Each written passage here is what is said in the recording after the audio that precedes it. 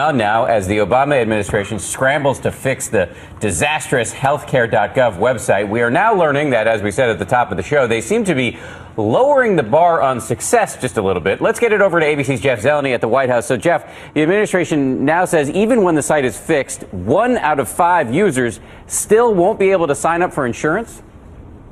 Good morning, Dan. I mean, lowering the bar on an already pretty low bar here, but you're right.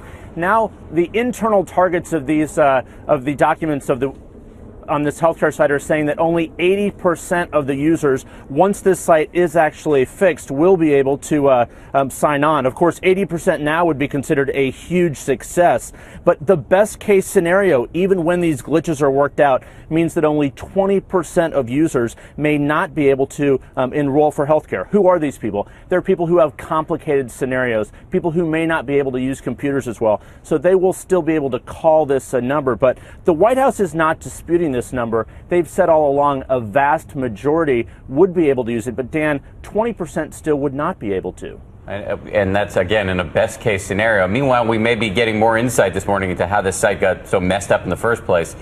Tell us what we're learning about the lead contractor on this thing.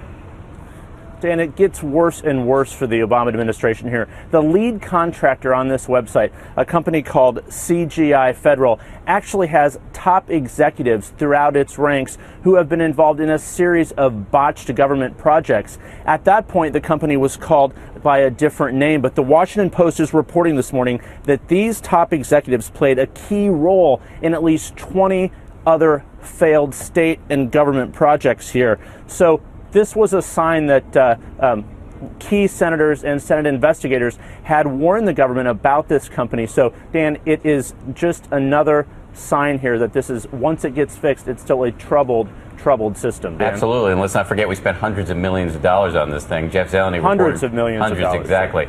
There's Jeff Zeleny from the White House. Thank you, Jeff.